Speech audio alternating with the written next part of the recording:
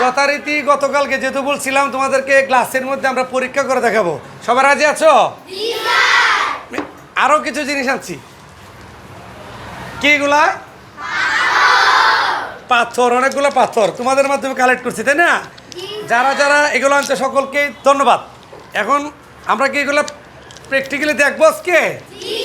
সবাই রাজি আছো? আচ্ছা, এই জন্য আমাদের দেখতে গেলে আমাদের আরেকটা জিনিস লাগবে। বলো তো কি লাগবে? আমরা গ্লাস আনছি, পাথর আনছি, আর কি লাগবে? পানি লাগবে। সো পানি আমরা আনবো। এর মধ্যে আমি তোমাদের মধ্যে ছেলেরা 5 জন, মেয়েরা 5 জন আসবা, ঠিক আছে? ধীরে ধীরে আসো আসো।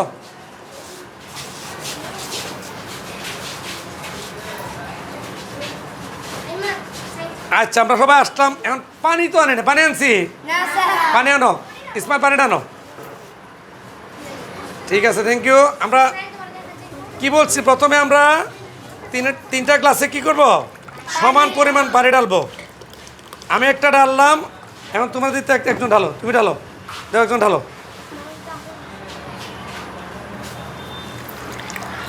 একটু তাড়াতাড়ি। Very good. তো সমান হয়েছে কি না দেখি, এটা তো ঢালি কিছু এক সমান পরিমাণ রাখবো। ঠিক আছে, এখন এটা বেশি হয়ে গেছে। আচ্ছা, বেশি কম সমস্যা নাই, একটু আমরা চেঞ্জ করি, বলো ওকে? দাগ দিয়ে দিই, একটা দাগ পড়ছে, দাগ দিয়ে দিব। আর একটা দাগ লাগছে, এটা তো দাগ দিয়ে দিব, ওকে? আমরা বেশি করে একটু দাগ দিয়ে দিব।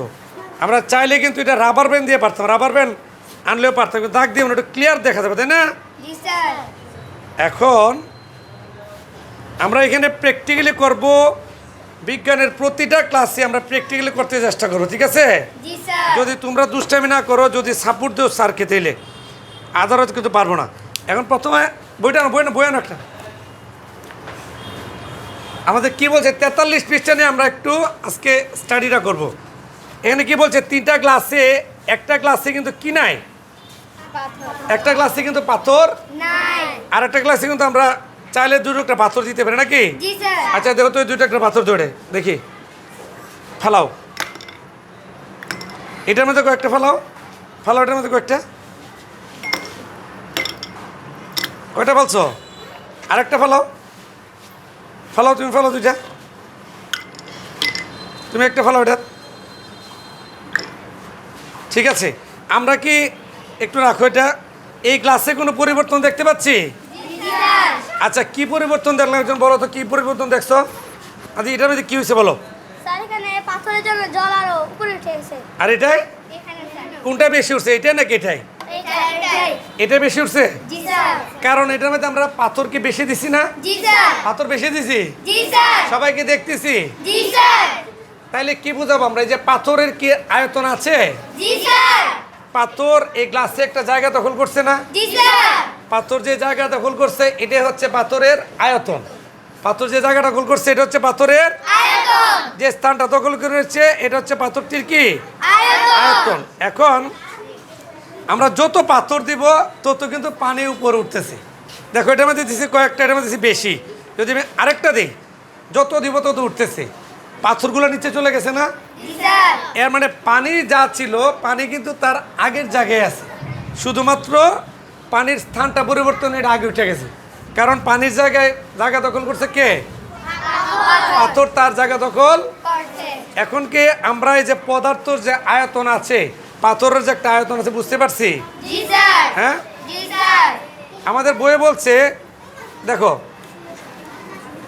কি বলছে, এটা পাথর যতটুকু স্থান দখল করে নিয়েছে, ততটুকু পানি সেখান থেকে উপরের দিকে উঠে যায়, ফলে পানির স্তর উপরে উঠে যায়। উপরে উঠছে কিনা? এখন যে পাথরটি আকারে বড়, সেটি বেশি স্থান দখল করছে, মানে এখানে যে পাথরটি বেশি বা বড়, এটার স্থানটা বেশি দখল করছে না? অর্থাৎ এর আয়তন বেশি। তাহলে আয়তন বেশি কোন পাথরগুলো? এই পাথরগুলোর না? সে তাই বড় পাথরটি বেশি পানি উপরের দিকে ঠেলে দিচ্ছে, এই পাথরগুলো উপরের দিকে ঠেলে দিচ্ছে না? আচ্ছা দি, এরপর ল্যান্ডের উপর কি বলছে?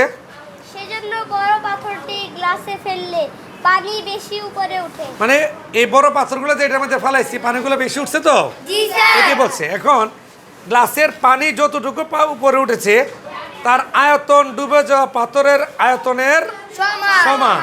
এর মানে কি আমরা যে পানিটা আগে রাখছিলাম পানি কিন্তু তার আগের জায়গায় আছে, শুধুমাত্র কিন্তু উপরে উঠে গেছে, এটা স্তরটা চেঞ্জ হয়েছে। পাথর পানির অরিজিনাল জায়গা দখল করছে আর পানি কিন্তু আগের সমানে আছে। এই যে আমরা দেখলাম এই যে দাগটা আগে ছিল পানির জায়গায়, এখন কিন্তু পানি প্রায় 1 ইঞ্চি উপরে উঠে গেছে। মানে এই 1 ইঞ্চি পানির জায়গাটা দখল করছে কিসে? পাথরে। কিন্তু পানি পানির আগের জায়গায় রয়ে গেছে। আমরা কি এখন ক্লিয়ার হয়েছি বিষয়টা যে পাথর যে আয়তন জায়গা দখল করছে? বুঝতে পারছি এটা? জি স্যার সবাই বুঝতে পারছি? জি স্যার তাহলে আমরা সবাই একটা হাততালি দিই।